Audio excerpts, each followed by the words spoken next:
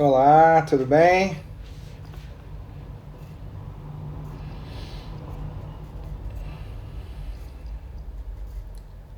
Tudo certinho?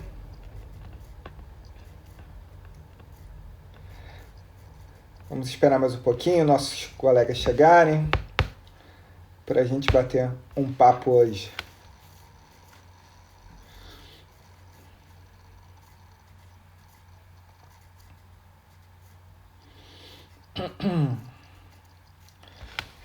Como estamos nos nossos estudos? Espero que ninguém tenha desanimado.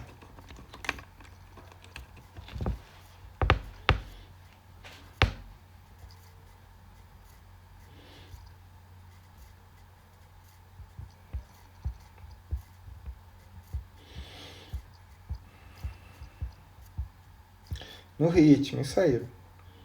Eu vi outro dia a sua publicação lá estudando organização judiciária.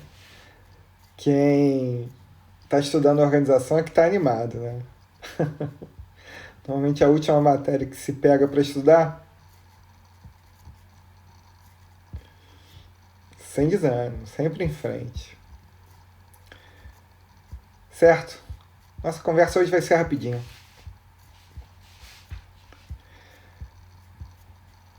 Vamos começar conversando um pouquinho. O tema que me foi pedido para tratar com vocês é servidor público. Me parece dos temas de direito administrativo aquele que invariavelmente vai ser exigido em todo e qualquer concurso que você venha prestar. Né? Pensa comigo, não é possível a realização de concurso para provimento de cargo público que o tema servidor público não venha a ser exigido, né? Então, de todos os temas aí em direito administrativo, aquele que é certeza de que faça parte de qualquer programa, mais que isso, aquele que tem ligação umbilical com as atividades que a gente vai exercer, o tema é servidor público, beleza? Para falar de servidor público, a primeira ideia que vem à nossa mente é o estudo do cargo público, né? E eu me pego sempre na necessidade de repetir a vocês uma pegadinha que existe, ou melhor, uma pegadinha que acontece muitas vezes em concurso público e passa despercebido. Por que da pegadinha e por que a gente, por mais que estude essa matéria, acaba escorregando nela? Quando a gente pensa em cargo público, invariavelmente vem à nossa mente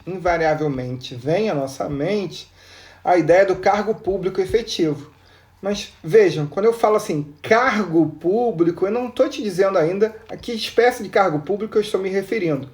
Se é o cargo público efetivo, se é o cargo público em comissão ou se é o cargo político, né? Eu tenho que lembrar para vocês que o Supremo Tribunal Federal, há alguns anos atrás, ele criou essa figura do cargo político. O que seria o cargo político? Seria um ministro que presta auxílio. Oi, Cris, tudo bem? Que presta auxílio ao presidente da República, aos secretários estaduais, secretários municipais. Essas criaturas aí, obviamente, nunca exerceram cargo efetivo e sempre se pensou durante muito tempo que eles exerciam, na verdade, cargo em comissão, porque o cargo em comissão tem como grande característica a livre nomeação e a livre exoneração. Beleza? Perfeito? A ideia? Só que acontece? Para o cargo em comissão, ele tem como característica, desde o advento da súmula antinepotismo, a impossibilidade de que um parente consanguíneo afim até o terceiro grau do magistrado, da autoridade, venha a desempenhar esse cargo em comissão. E o que acontecia a essa época da edição desta súmula antinepotismo? Nós tínhamos aqui, por exemplo, no estado do Rio de Janeiro, o Antony Garotinho como secretário de Segurança Pública, né? E secretário de Segurança Pública da sua esposa, que era governadora do estado à época.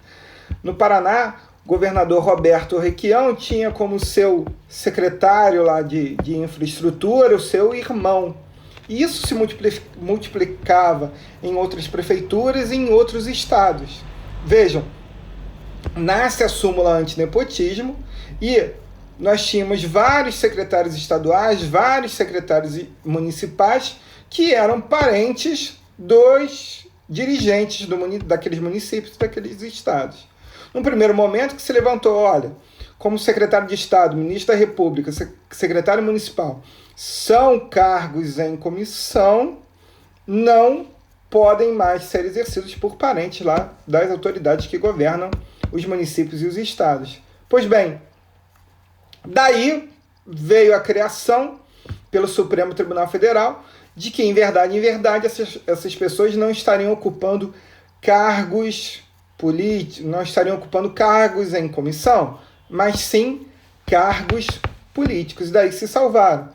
Todos continuaram exercendo suas funções porque a súmula antinepotismo abarca apenas as funções de confiança e os cargos em comissão, não abarcando os cargos políticos. Pois bem, essa introdução toda, para dar tempo da galera chegar, foi que vocês se lembrem na hora que estiverem realizando prova, quando vier a expressão pura e simples, cargo público, que vocês, no mesmo momento, têm que dividir na mente de vocês que o cargo público ele pode ser efetivo, o cargo público pode ser em comissão e o cargo público pode ser político.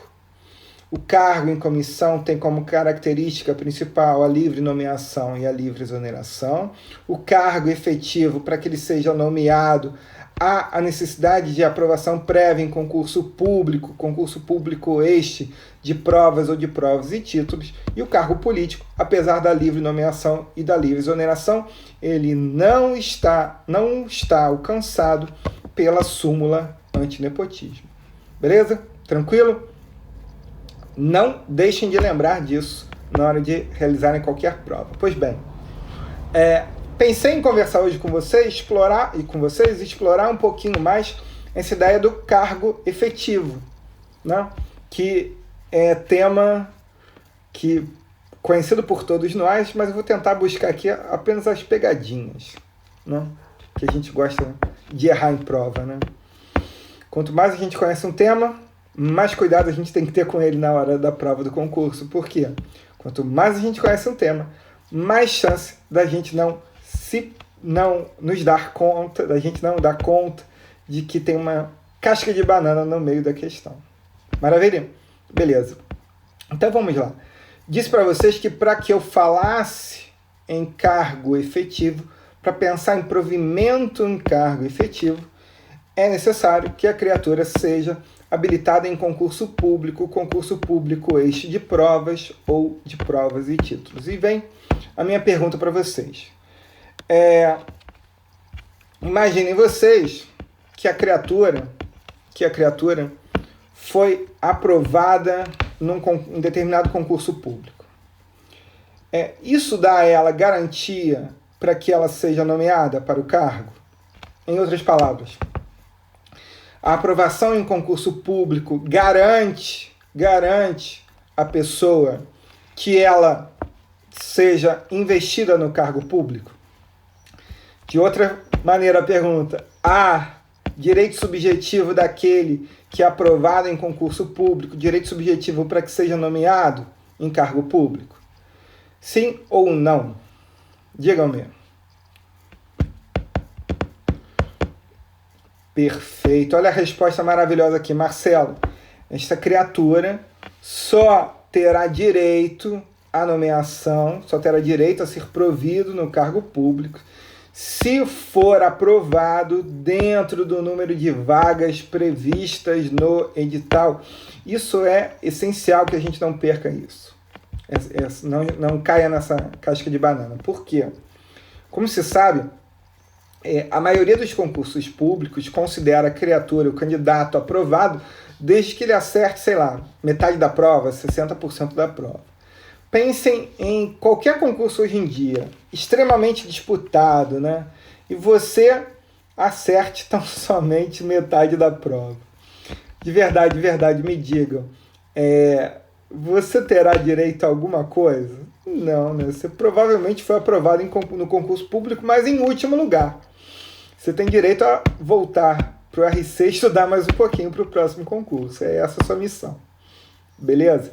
Ser aprovado em concurso público não nos diz nada. Ser aprovado dentro do número de vagas previstas no edital nos diz tudo. Esse cara tem direito subjetivo à nomeação, sim. Aí vem a segunda pergunta.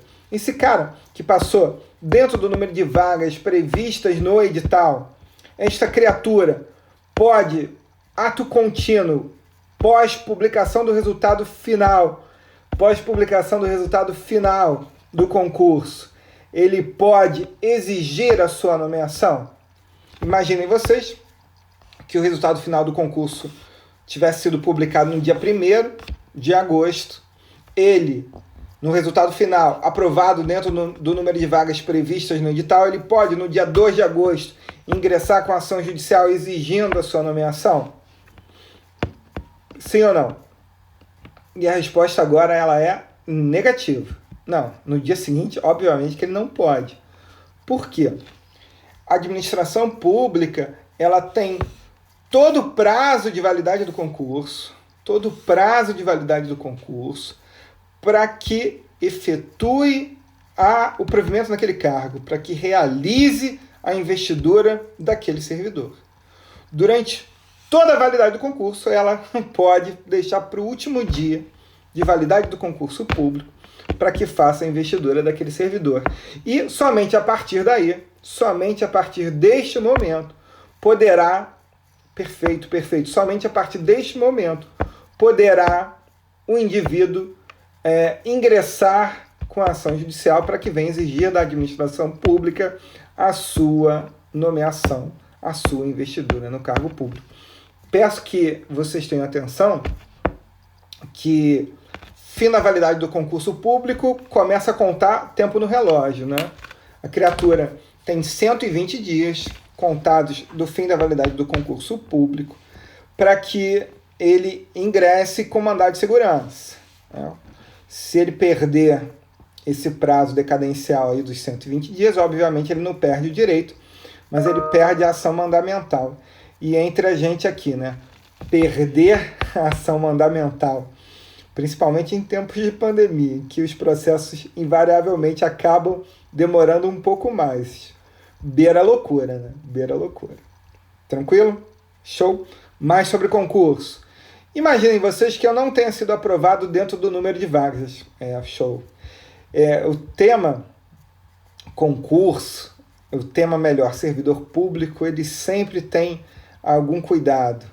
Por mais que a gente estude, e acho até, em razão da gente estudar tanto, que a chance da gente errar é maior, porque muita coisa passa batido na hora da lembrança da matéria. Tem tanta coisa para estudar, né? Mas enfim, pensem comigo. Imaginem vocês que a criatura foi aprovada no concurso público, sim, mas não foi aprovada dentro do número de vagas. Vocês me disseram mais cedo que ter sido aprovado além do número de vagas previstas do edital, num primeiro momento, não dá direito subjetivo algum à criatura. Mas será que esse direito subjetivo pode posteriormente surgir? Imaginem vocês, a criatura, o concurso público, tinha previsão apenas para 12 vagas, o cara foi aprovado em 13º lugar. Concordo com vocês que nesse primeiro momento da homologação do resultado, este indivíduo não tem direito algum, tem mera expectativa de direito. Sensacional. Mas será que isso pode se reverter ao longo da validade do concurso público?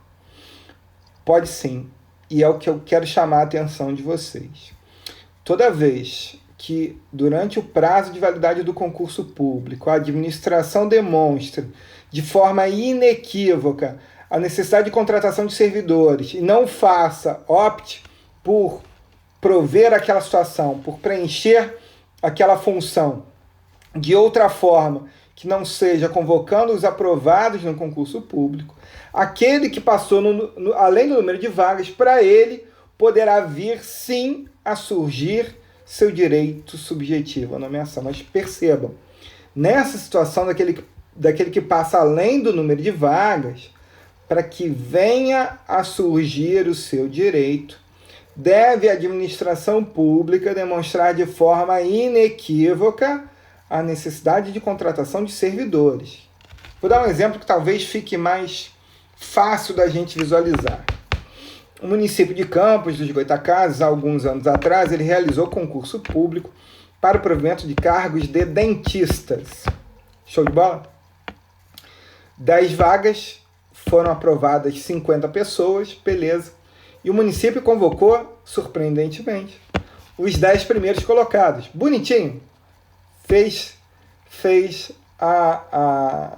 o processo de provimento no cargo público, de investidura no cargo público, para aqueles 10 que haviam sido aprovados dentro do número de vagas previstas no edital. Tudo certo até aí. Show? Beleza? Do 11º ao último aprovado, nesse momento, algum direito subjetivo à nomeação? Não, Marcelo, direito algum para estas criaturas. Pois bem, mais ou menos, uns 6 meses depois, a Prefeitura de Campos dos Goytacazes realiza processo licitatório para que empresas especializadas na matéria fornecessem 500 profissionais ou 100 profissionais na área odontológica para que fossem contratados, para que prestassem, melhor dizendo, serviços de odontologia. A vida daqueles outros aprovados lá no concurso mudou? Mudou completamente. Se no primeiro momento, quando o concurso público foi encerrado, quando o resultado do concurso público foi homologado, aqueles que passaram além do número de vagas só tinham direito subjetivo à nomeação. Logo após que o município tenha encaminhado, tenha enviado, tenha realizado o procedimento licitatório para fornecimento de dentistas por empresas especializadas no assunto, a vida mudou daquela galera que estava esperando. Estavam lá na fila esperando. O que aconteceu com eles? Um por um, ingressou com mandado de segurança junto ao Tribunal de Justiça. O Tribunal de Justiça determinou a nomeação de todos. Agora vem a pergunta. Determinou a nomeação de todos porque eles foram aprovados dentro do número de vagas previstas no edital? Não. Porque eles foram preteridos na ordem de classificação? Não. Porque a administração pública, por meio da terceirização daquele serviço, demonstrou de forma inequívoca que necessitava da contratação de servidores, sim, mas que ao invés de buscar os servidores aprovados em concurso público, optou por realizar procedimento licitatório para terceirizar aquele serviço.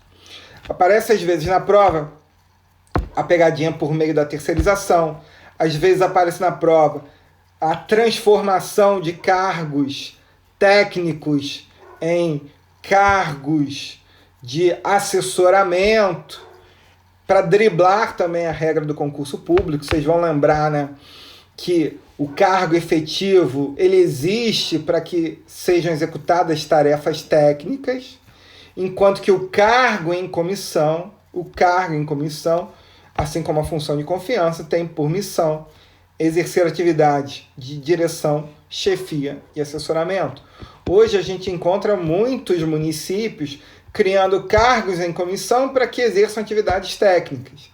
Isso nada mais é, meus amigos, do que um drible à regra constitucional do concurso público. Cargo técnico, cargo cujas as atribuições sejam técnicas, devem ser exercidas por cargo efetivo. Cargo em comissão, assim como a função de confiança, se destina apenas direção, chefia e assessoramento. Se o cargo é técnico, ele não pode ser preenchido por quem esteja... Voltou. Cargo técnico não pode ser preenchido por cargo em comissão. Cargo em comissão, repetindo, direção, chefia e assessoramento. Municípios e estados cansam de fazer isso. E o que as pessoas têm que fazer? Ingressam no Poder Judiciário, demonstram que aquele cargo é um cargo técnico e, portanto, deve ser preenchido por cargo efetivo e, portanto, mediante concurso público. Show de bola? Tranquilo até aqui? Vamos que vamos. Então, se temos um cargo técnico que deve ser preenchido mediante concurso público, um cargo efetivo que deve ser preenchido por concurso público, outra alternativa não resta de que seja realizado, de que ele seja provido mediante habilitação em concurso público. Tomem cuidado. Ou esse concurso que será realizado será por meio de provas, ou será realizado por meio de provas e títulos. Cuidado principalmente com quem faz concurso para os tribunais, que o concurso que o concurso para magistratura e o concurso para provimento do cargo de promotor de justiça, Ministério Público, tanto um quanto o outro, o concurso público será necessariamente de provas e títulos e participação da OAB em todas as fases desse concurso. Repito a ideia. Se estivermos diante de concurso para magistratura ou para o Ministério Público, não para as carreiras auxiliares, mas para a carreira da magistratura, a carreira no Ministério Público. Concurso público aí será de provas e títulos, participação da OAB em todas as fases do concurso. Maravilha, tranquilo. Fiz meu concurso, fui aprovado, entreguei a documentação, fiz exame médico, para aqueles que existe psicotécnico, fiz o exame psicotécnico, passei em tudo, me tornei servidor. Servidor detentor de cargo efetivo. Mas será que eu já tenho todas as garantias do meu cargo efetivo? Ou algumas características ou algumas garantias do meu cargo efetivo só serão possíveis depois de determinado tempo? E depois de quanto tempo? E o que eu me torno para que eu tenha essas garantias aí?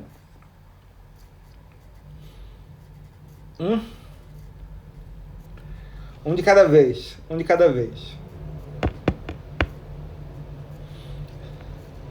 Isso, muito bem. Não, Marcelo, obviamente que não. Mal começou na carreira dele. Por que a gente faz concurso público, né? Por que a gente faz concurso? Digam-me a verdade. Nós somos poucos hoje aqui, então praticamente somos amigos, né? Me digam o seguinte, sempre foi o sonho de vocês, sonho de criança, ser técnico do Tribunal de Justiça ou ser analista do INSS? Quando você era criança, lá estava lá com seus brinquedinhos, se divertindo lá, pensando no futuro, e alguém pensar para você: ah, Marcelo, o que você quer ser quando crescer? Ah, João, o que você quer ser quando crescer? Ah, Mariazinha, o que você quer ser quando crescer? Você virava para a pessoa, para o seu interlocutor e falava assim: ah, quando eu crescer, eu quero ser analista de finanças e controle do Tribunal de Contas. Eu quero ser técnico do Tribunal de Justiça. Eu quero ser analista no INSS. Provavelmente, não, nenhum de nós. A gente quer ser astronauta, jogador de futebol, bailarina, profissões assim glamourosas, né? Artista, cantor. Dificilmente alguém tem esse sonho de criança. Mas, se algum de vocês me dissesse que desde criança sonha em ter estabilidade no cargo público, uma boa remuneração, aí eu hei de acreditar na sua resposta, né? Então, quase sempre quem busca o concurso público para ser provido num cargo público, o busca para que venha alcançar a estabilidade. A Cris falou que queria ser bailarina, tá vendo?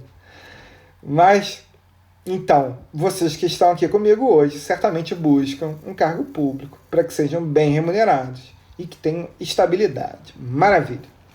E aí vem o nosso tema dessa segunda parte da nossa aula. O tema é estabilidade. E vou fazer uma pergunta que parece muito simples para vocês. E vamos ver se ela é simples mesmo.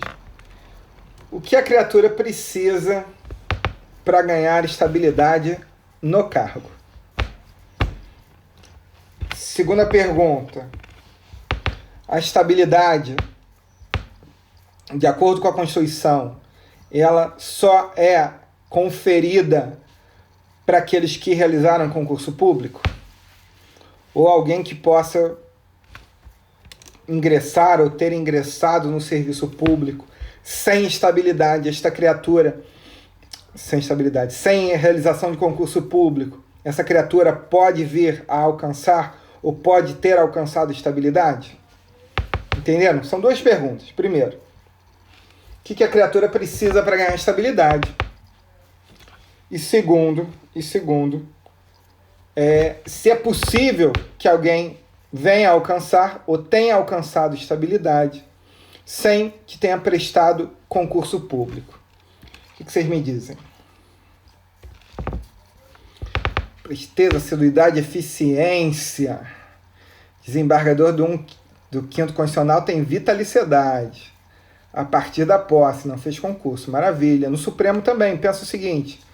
O cara que ingressa direto no STF, sem ter vindo do serviço público, aquele que ingressa no STJ direto, sem que tenha vindo de uma carreira da magistratura, essas criaturas também adquirem a vitaliciedade, né, sem a realização de concurso público. Mas a pergunta é específica da estabilidade, não da vitaliciedade. Não, a resposta de vocês está perfeita. Tá? Vitaliciedade no momento da posse, tanto para aquele que ingressa na magistratura a partir do 2º grau, ele ganha a vitaliciedade no momento da posse. O que fez do concurso lá para juiz, esse precisa de 2 anos para ganhar a vitaliciedade. Mas a pergunta, reitero ela se dá não em relação à estabilidade, mas sim em relação, não em relação à vitaliciedade, mas sim em relação à estabilidade. O que me dizem?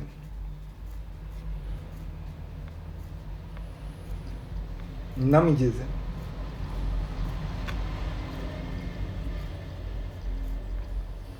Estabilidade só com o concurso, então, né? Será? Tem uma exceção na Constituição. Quem tiver com a Constituição aí do lado, por favor, abra artigo 19 da ADCT. Artigo 19 da ADCT. Ato das Disposições Constitucionais Transitórias. Vejam se está escrito mais ou menos o seguinte: que aquele que ingressou sem a realização de concurso público, mas que na data da promulgação da Constituição de 88 tivesse pelo menos 5 anos de efetivo exercício, que ele ganhou a estabilidade lá atrás. Percebam, eu gosto sempre de lembrar para que serve a DCT. A DCT, ela serve para tentar adaptar uma situação anterior à nova ordem, né?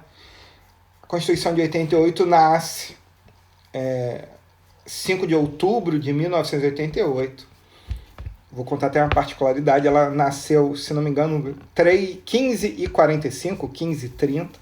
Foi o momento que ela nasceu. E uma das características da Constituição de 88, que pelo menos em relação ao serviço público foi a mais aplaudida, foi no sentido de que a investidura de todo e qualquer cargo público efetivo ou emprego público dependeria da prévia habilitação em concurso público de provas ou de provas e títulos. De novo, 37, inciso 2 da Constituição. Diz que a investidura, tanto em cargo público efetivo quanto em emprego público, depende da prévia habilitação em concurso público de provas ou de provas e títulos. Show? Beleza? Isso foi uma grande inovação, por quê? Porque na Constituição anterior só se exigia concurso público para cargo público efetivo. Para emprego público não era exigível concurso público e pior, era possível que eu, administração direta, que eu, autarquia, que eu, fundação pública de direito público, antes de 88, contratasse para que pessoas exercessem suas funções junto aos meus quadros, tanto pelo regime do cargo quanto pelo regime do emprego. Aí olha que maravilha, eu, Tribunal de Justiça, em tese, podia contratar meus servidores para que exercessem suas funções pelo regime de contratação estatutário, cargo público, ou pelo regime seletista, emprego público. Imaginem determinada unidade, determinado cartório, podia ter parte de seus servidores estatutários, parte de seus servidores seletistas. Mais que isso, os estatutários, antes de 88, com certeza tinham realizado concurso público. Os seletistas, não havia necessidade, não havia obrigatoriedade do concurso público. Imaginem o quanto isso devia ser ruim para o trabalho. Mesma unidade, as pessoas executam as mesmas tarefas e direitos trabalhistas, direitos completamente divorciados uns dos outros, inclusive pela forma de ingresso, né? O estatutário virava para o seletista e falava assim: seu janeleiro está aqui por acaso, alguém te botou aqui, tu é uma tartaruga em cima da árvore. O seletista virava para o estatutário e dizia o seguinte: seu vagabundo, desgraçado, faz nada, só pendura o paletó na cadeira e vai andar para fazer compras, ia falar Mesbla, mas ia entregar a minha idade, né? Fazer compras na CIA, na Renner, porque tem estabilidade. Então, olha o conflito que existia. A Constituição moraliza. Primeiro que ela determina que doravante só exista um único regime de contratação, dentro da administração direta, autárquica e fundacional. Além disso, ele exige que tanto para cargo quanto para emprego eu tenha concurso público. Só que isso é novidade de 88. Na Constituição anterior, eu não exigia concurso público para o emprego público. Aí nasce a Constituição 9 e diz concurso para todo mundo e o regime único. O regime, de acordo com a 8.112, para os servidores federais é o regime do cargo, para os servidores estaduais, de acordo com a Lei 1698 de 90, também é o regime estatutário. Então aqui dentro, Estado do Rio de Janeiro, União, só cargo público. Só que eu tinha um empregado público, a 19 da DCT, confere. Só que eu tinha empregado público aqui dentro da administração direta. O que eu faço com ele? Se a partir de agora tem que ser estatutário, o que eu faço com esse empregado? O artigo 19 da ADCT tenta dar solução para isso. Diz o seguinte: olha, esses janeleiros que estão aqui dentro sem concurso público, mas que estão há mais de 5 anos aqui dentro, ganharão estabilidade. Tranquilo? E os que têm menos de 5 anos, o que deveria ter acontecido? Abraço forte em todo mundo, obrigado por tudo, mas vai com Deus. Aí você fala assim para mim: pô, Marcelo, mas que cara sem coração. Como assim vai com Deus, Marcelo? Como assim vai com Deus? O cara tá ali, né? Tudo bem, ele não fez concurso, mas coitadinho, né? Tem família. Lembram que eu falei ainda há pouco para vocês que a Constituição nasceu 5 de outubro, às 15h30 ou 15h45? Na parte da manhã do dia 5 de outubro, a União publicou 3 edições extras no Diário Oficial da União, contratando servidores sem realização de concurso público, porque ela sabia que na parte da tarde ela já não poderia fazer mais isso. Então, por questões de horas, algumas pessoas ingressaram no serviço público sem a realização de concurso público. As famosas tartarugas em cima da árvore. Beleza? Maravilha? Então respondemos primeiro a segunda pergunta, voltando para a primeira pergunta. O que a criatura precisa? Vou para essa pergunta agora. O que a pessoa precisa para que ela venha a adquirir a estabilidade no serviço público? E você deve me responder com uma outra pergunta. Sacanagem. Você deve me responder com uma outra pergunta. Qual a pergunta que você deve me responder? Marcelo, quando esta criatura ingressou no cargo público, que ela está querendo adquirir a estabilidade? Porque faz toda a diferença. Explico por quê. A redação original da Constituição de 88, sua avó não fez concurso público. Tem tempo, né? Sua avó, né? A Constituição de 88, em sua redação original, se vocês olharem, o site do Planalto é legal para vocês conseguirem acompanhar bem isso. O artigo 41 da Constituição na redação original, previa que para a criatura adquirir estabilidade bastava que ela tivesse 2 anos de efetivo exercício. Era o único requisito. Único requisito. Para aquisição da estabilidade, prazo previsto na redação original da Constituição da República, em seu artigo 41, o prazo era de apenas 2 anos de efetivo exercício. Bastavam os 2 anos, a criatura ganhava estabilidade. Então, mais ou menos o seguinte, o cara era investido no cargo público, se escondia debaixo da mesa por 2 anos, ninguém percebia a existência dele ali, saía debaixo da mesa, sou estável. Show? Tranquilo. Servidor público sempre teve, por vezes até injusta, a má fama de que não gosta de trabalhar, que não sabe trabalhar, coisas do tipo, né? Não obstante todo mundo querer ser servidor público, mas todo mundo falando mal, até mudar de lado. E quando muda de lado, aí passa a falar bem, ou fica magoado com quem fala mal. Mas, pois bem, sempre teve essa má fama, principalmente pré-88, né?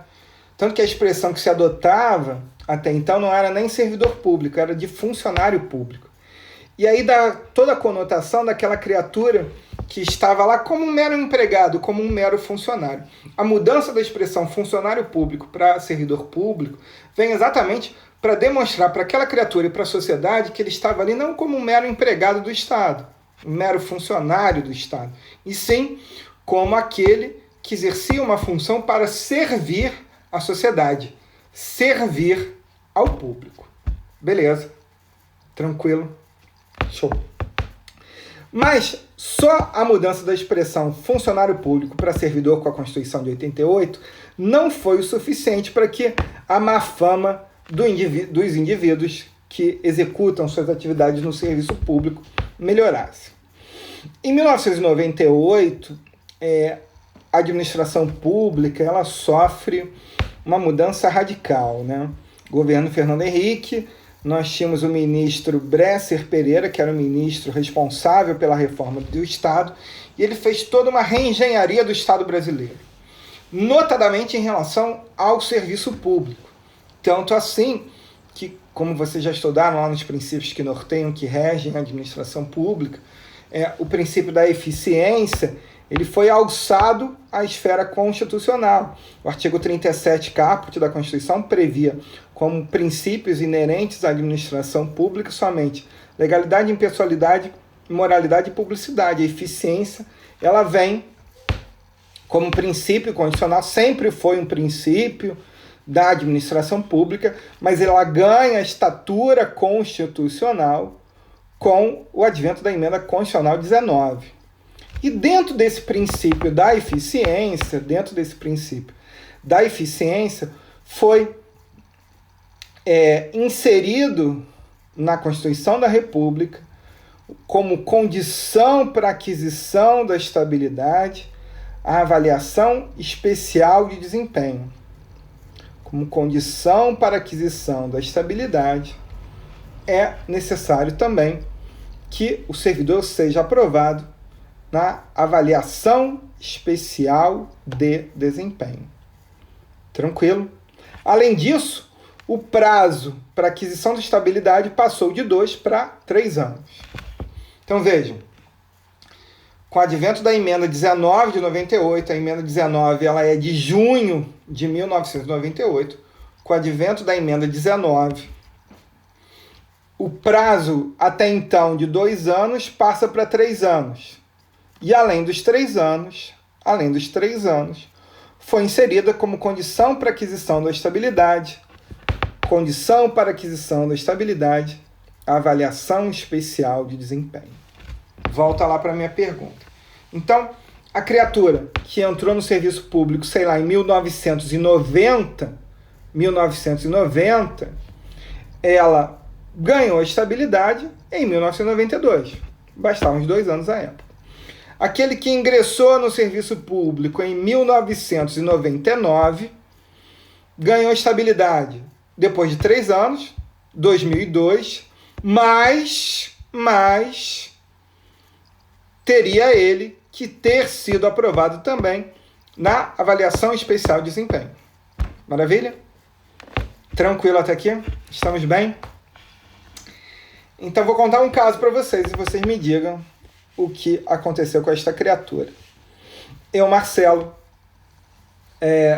fui aprovado no meu primeiro cargo público efetivo e investido em 1994. O nome do cargo à época era de auxiliar judiciário.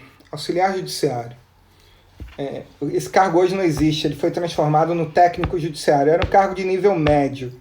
Beleza?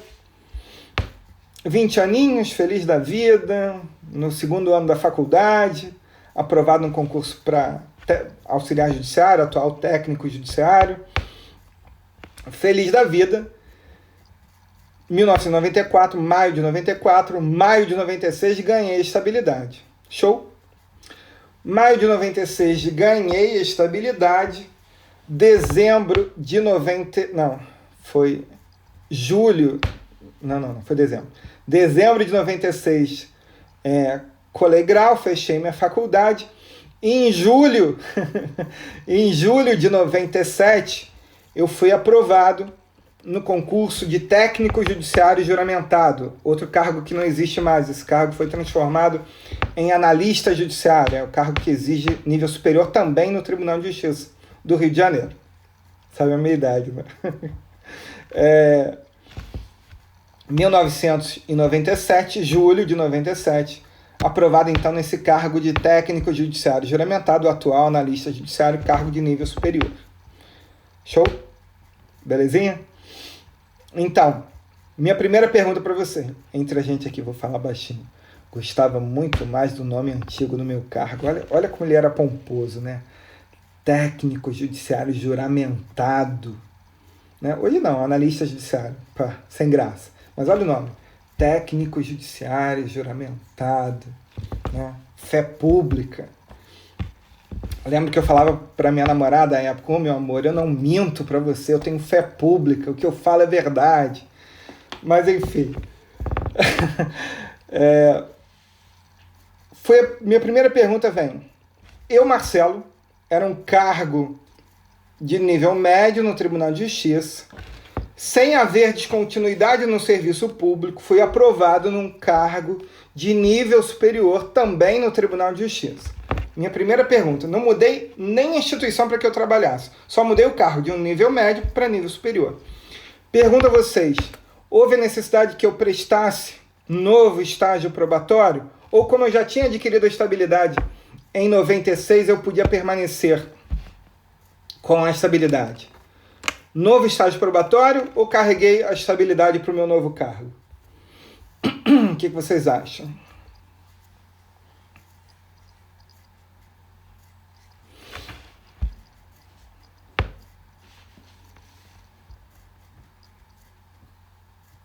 Não acham. Sempre tem um delay, né? Espera mais 3 segundos. 3, 2, 1. Pois é, não carreguei estabilidade. Eu era ótimo, incrível, sensacional, auxiliar judiciário. Agora eu tenho que me submeter a novo estágio probatório para provar que eu sou ótimo, incrível, sensacional, técnico judiciário juramentado. Eu era excelente no cargo de nível médio. Vou provar que eu também sou excelente no nível superior. Essa é uma grande pegadinha que acontece porque o nosso estatuto dos servidores do Estado do Rio de Janeiro diz que o servidor vai conservar a estabilidade. Esse dispositivo não foi recebido pela Constituição de 88. Como o tema aqui não é estatuto, eu passei por cima disso. Mas é importante que a gente saiba, principalmente o nosso encontro aqui é geral de servidor público, direito administrativo, o servidor não carrega estabilidade. A cada cargo que eu faça concurso público, eu vou me submeter a novo estágio probatório. E percebam que a pegadinha vai ser algo muito parecido com o que aconteceu na minha vida real. O cara passou dentro da mesma instituição, não houve descontinuidade de serviço público, tá te dando toda a cara de que, o cara tá falando a mesma coisa, mas não é. O cargo e as funções que eu exercia até então era de nível médio, eu passei a exercer funções relativas ao nível superior, e por isso eu tenho que comprovar e ser aprovado nesse estágio probatório. Tranquilo? Maravilha. Agora percebam, ingressei neste novo cargo em julho de 97. Em julho de 97, para que eu ganhasse estabilidade, bastavam 2 anos, certo? Mas em junho e julho de 98, nasce a emenda constitucional 19 e diz assim, agora, para ganhar estabilidade, eu preciso de 3 anos mais avaliação especial de desempenho. E aí vem a questão da prova. O que o Marcelo precisou para ganhar estabilidade nesse cargo aí de técnico judiciário juramentado, esse cargo de nível superior? O que eu precisei para ganhar estabilidade? Entenderam bem? Quando eu ingressei nesse novo cargo, julho de 97, a Constituição só exigia 2 anos. Só que antes de eu completar os 2 anos, veio uma nova regra, veio uma nova redação para o artigo 41 da Constituição e passou a dizer 3 anos mais avaliação especial de desempenho. Maravilha? Tranquilo? Regra antiga, regra nova ou uma terceira regra? Regra antiga, regra nova ou terceira regra? Passo aqui, eu não estou conseguindo encontrar. Alguém me colocou assim, o Marcelo tinha apenas expectativa de direito, então ele não irá sobre ele recair, não irá recair sobre ele, melhor dizendo, a regra antiga, né? Por quê? Para que ele falasse em direito adquirido, ele teria que ter completado todos os requisitos daquele direito. Se eu tivesse completado os 2 anos antes da mudança, show de bola. O prazo para que eu tivesse adquirido a estabilidade seria de 2 anos. Mas antes dos 2 anos, a regra mudou. Então não há que se falar em direito adquirido. E essa parte da resposta está perfeita. Só que para variar, para eu estar perguntando isso para vocês, é que tem uma pegadinha. O que aconteceu aí? A emenda 19 de 98 criou uma regra de transição. E essa regra de transição que está no corpo da emenda constitucional 19. Veja, a regra de transição não está no corpo da Constituição, está no corpo da emenda 19. Diz lá que para pessoas que estivessem nessa situação do Marcelo, para que elas adquirissem estabilidade, foi necessário 2 anos de efetivo exercício, mais a avaliação especial de desempenho. Repito a ideia. Para quem ingressou antes da emenda 19, mas não tinha completado os 2 anos, para que essas pessoas tivessem ganho a estabilidade, foi necessário 2 anos de efetivo exercício, mais avaliação especial de desempenho, regra de transição prevista na emenda constitucional 19, no artigo 33, para ser preciso, da emenda constitucional 19 de 1998. Beleza? Tranquilo? Então percebam como um tema tão fácil, estabilidade, ele pode vir confuso na prova. Essa questão, quando veio na prova, nós tivemos 95% de erro. Porque, em verdade, não é difícil que as pessoas tenham só 2 pensamentos na cabeça. Ou a regra anterior, 2 anos, ou a nova regra. 3 anos mais avaliação especial de desempenho. É normal esse tipo de pensamento. Porque é aquilo que está se apresentando para vocês. Se você não tem conhecimento de que a emenda 19 de 98 tem, melhor dizendo, esta regra de transição, será impossível você acertar. E no chute ninguém acerta. Repita a ideia. A regra anterior falava-se em 2 anos. A nova regra fala em 3 anos mais avaliação especial de desempenho. Só que a emenda 19, as emendas constitucionais, na maioria, elas não só alteram o corpo da Constituição, elas criam regras de transição. Ah, Marcelo, como é que eu vou saber as regras de transição? Simples. Se a sua Constituição for boa, depois do corpo da Constituição vem a DCT e depois vem as emendas constitucionais. A gente tem que ler o teor das emendas constitucionais também. A emenda constitucional 19, ela tem vários artigos. Um dos artigos da emenda 19, que é o artigo 33, diz o seguinte: aqueles que ingressaram antes da promulgação da emenda 19, mas que não tinham ainda adquirido a estabilidade, para que pudessem alcançar a estabilidade, precisaram de 3 anos de efetivo exercício, mais, 2 anos de efetivo exercício, mais a avaliação especial de desempenho. Então, em verdade, quando eu falo em estabilidade, eu tenho 3 pessoas a pensar. Primeiro, aquele que ingressou no serviço público pós 88, e que antes da emenda 19 já tinha completado os 2 anos, ganhou estabilidade nos 2 anos. Aquele que entrou a partir da promulgação da emenda 19 é regra nova, 3 anos mais avaliação especial de desempenho. Agora, a grande pegadinha é o cara que entrou antes da emenda, mas não tinha os 2 anos quando a emenda foi promulgada. Para essas pessoas, a emenda criou uma regra de transição. Para essas pessoas, a emenda diz, para que venha adquirir estabilidade, 2 anos de efetivo exercício, mais avaliação especial de desempenho. É uma regra de meio de caminho, é uma regra de transição. Beleza? Essa é pegadinha para derrubar o mundo inteiro.